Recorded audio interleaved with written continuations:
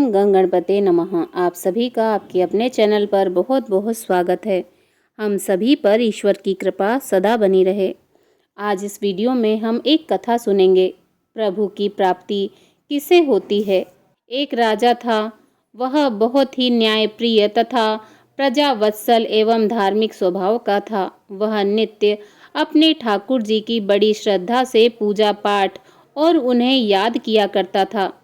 एक दिन ठाकुर जी ने प्रसन्न होकर उसे दर्शन दिए तथा कहा, राजन, मैं तुझसे बहुत प्रसन्न हूँ। बोलो, तुम्हारी इच्छा क्या है। प्रजा को चाहने वाला राजा बोला, भगवन, मेरे पास आपका दिया सब कुछ है। आपकी कृपा से राज्य में सब प्रकार सुख शांति है। फिर भी मेरी एक ही इच्छा है कि जैसे आपने मुझे दर्शन देकर धन्य किया, वैसे ही मेरी सारी प्रजा को भी कृपा करके दर्शन दीजिए। यह तो संभव नहीं है। ऐसा कहते हुए भगवान ने राजा को समझाया, परंतु प्रजा को चाहने वाला राजा भगवान से जिद करने लगा। आखिर भगवान को अपने साधक के सामने झुकना पड़ा और वे बोले, ठीक है, कल अपनी सारी प्रजा को उस पहाड़ी के पास ले आना और मैं पहाड़ी के ऊपर से सभी को दर्शन दूंगा।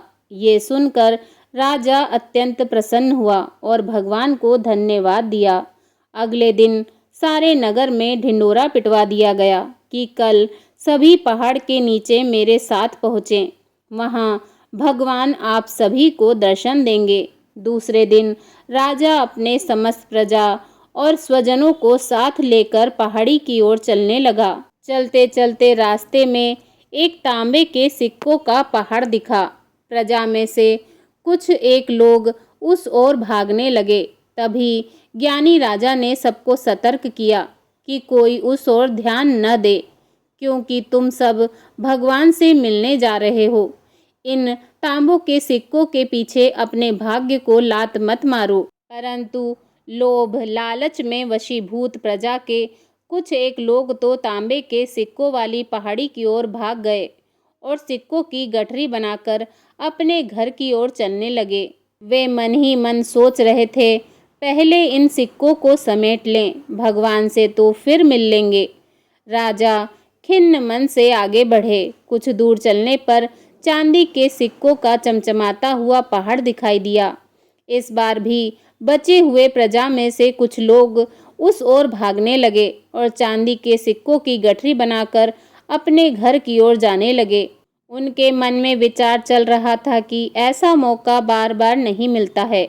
चांदी के इतने सारे सिक्के फिर मिले ना मिले, भगवान तो फिर कभी मिल ही जाएंगे। इस तरह कुछ दूर और चलने पर सोने के सिक्कों का पहाड़ नजर आया। अब तो प्रजाजनों में बचे हुए सारे लोग तथा राजा के स्वजन भी उस ओर भागने लगे। वे भी दूसरों की तरह सिक्कों की गठरियां लाद लाद कर अपने घरों की ओर चल दिए। अब केवल राजा और रानी ही शेष रह गए थे। राजा रानी से कहने लगे, देखो कितने लोभी हैं ये लोग, भगवान से मिलने का महत्व ही नहीं जानते। भगवान के सामने सारी दुनिया की दौलत क्या चीज़ है। सही बात है। रानी ने राजा की बात का समर्थन किया और फिर वह आगे बढ़ने लगे। कुछ दूर चलने पर राजा और रानी ने देखा कि सतरंगी आभा बिखेरता हुआ हीरो का पहाड़ है। अब तो रानी से भी रहा नहीं गया। हीरो के आकर्षण से वह भी दौड़ पड़ी और हीरो की गठरी बनाने लगी। फिर भी उसका मन नहीं भरा तो साड़ी के पल्लू में भी बांधने लगी। वजन के कारण रानी के वस्त्र देह से अलग हो गए, परंतु हीरो की तृष्णा अभी भी नहीं मिटी। यह देखकर राजा को अत्यंत ही ग्लानि और विरक्ति हुई। बड़े दुखद मन से राजा अकेले ही आगे बढ़ते गए। वहाँ सचमुच भगवान खड़े उसका इंतजार कर रहे थे। राजा को देखते ही भगवान मुस्कुराए और पूछा, कहाँ है तुम्हारी प्रजा और तुम्हारे परिजन। मैं तो कब से उनसे मिलने के लिए बेकरारी से उनका इंतजार कर रहा हूँ। राजा ने शर्म और आत्मग्लानि से अपना सर झुका दिया।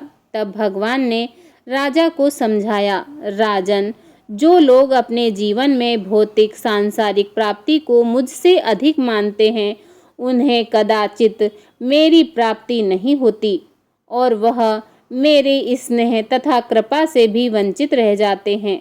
कथा का सार है कि जो जीव अपनी मन, बुद्धि और आत्मा से भगवान की शरण में जाते हैं और जो सर्वलौकिक मोह को छोड़ के प्रभु को ही अपना मानते हैं, वो ही भगवान की सेवा प्राप्त करते हैं।